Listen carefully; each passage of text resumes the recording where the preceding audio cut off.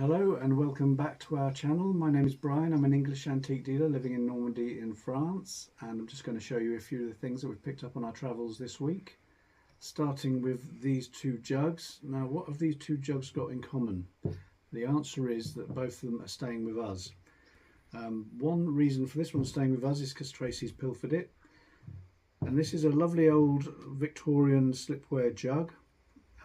See here, it's got a little pouring spout, handle on the side, lovely old slipware decoration on it. For some bizarre reason it's got a small hole in the bottom, and you can see that. A little hole in the bottom. Don't know why anyone put a hole in the bottom of a jug, because it doesn't exactly look like it would make a lamp, so it's a bit of a mystery, that one. But that one is staying with us. Lovely old pot, but that'll go on display in the kitchen. Nice for display in the kitchen. Like you haven't got enough jugs in there, Tracy. Now, never have too many. No, this one is a very interesting old pot, and I've got to be very careful not to sneeze next to it, because if I do it may explode. As you can see, it's been put back together by someone very carefully. It's a very, very old jug. Now, we found this in a local shop, and we met a chap in there, and he was having a chat with me, French guy. Didn't have any English, so it was a bit of a difficult conversation, but he was saying that he said this was from the desert people, and I thought, well, there's not many desert people in France, so I can only think it must be probably maybe Algeria or something. But anyway, it's got a real lot of age to it. You can see that really interesting old patterning on it. It was very, very cheap because it is shattered, but that doesn't bother us. We like these things. They're just really interesting to go into our own collection. So we've got to do a bit more research on it, find out exactly where it came from and maybe what tribe it came from, that sort of thing. But that one will be staying with us as well. So that's those two jugs. Let's put them over there and see what else we have. Shall I go through the other thing? Let's have a look at this thing that's also been pilfered by Tracy.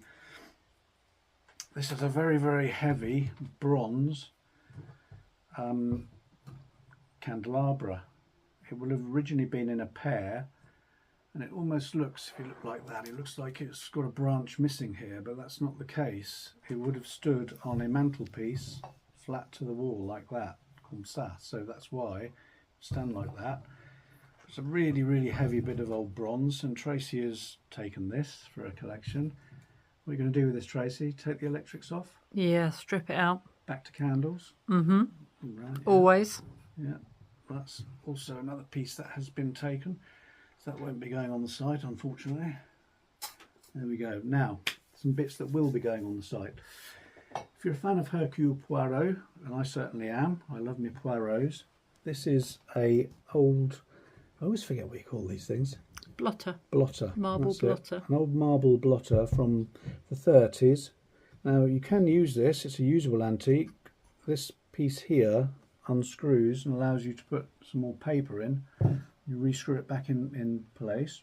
So that's perfectly usable antique and a really lovely piece as a nice desk accessory. For people who like using fountain pens still. Yeah, fountain pens.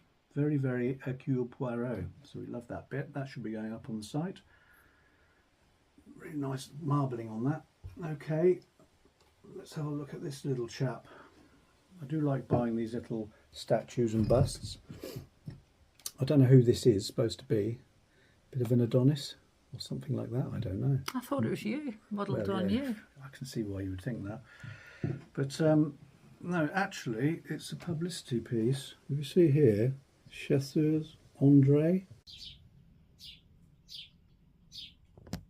You've got a signature in here. I think it's Favre. You need to look into that. But it probably dates from about the 1920s or 30s. Charming little statue. That should be going on the site this week.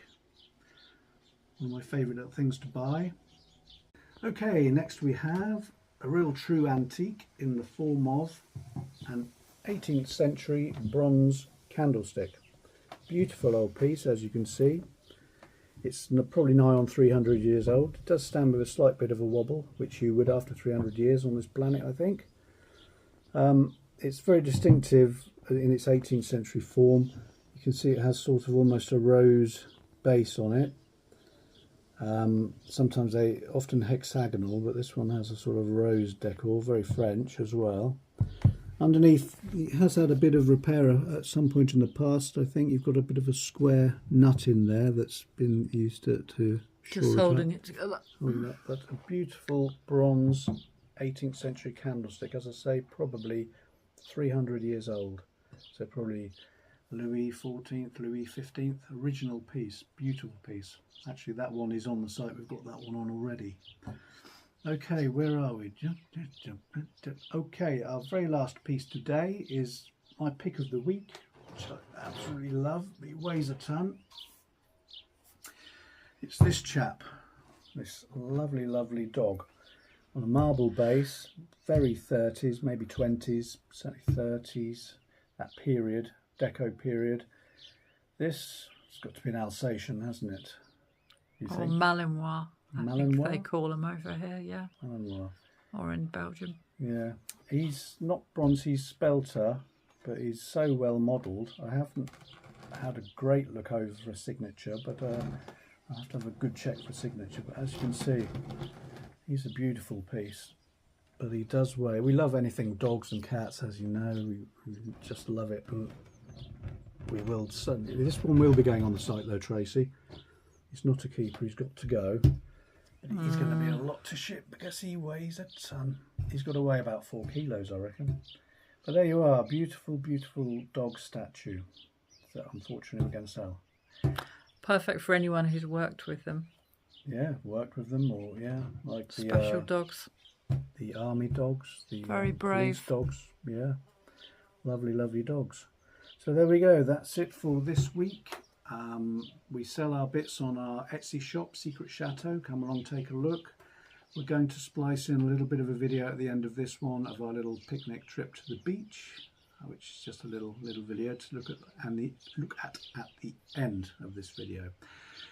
Thank you very much for watching, and we will see you next week. And take care of yourselves. Bye for now. Bye bye.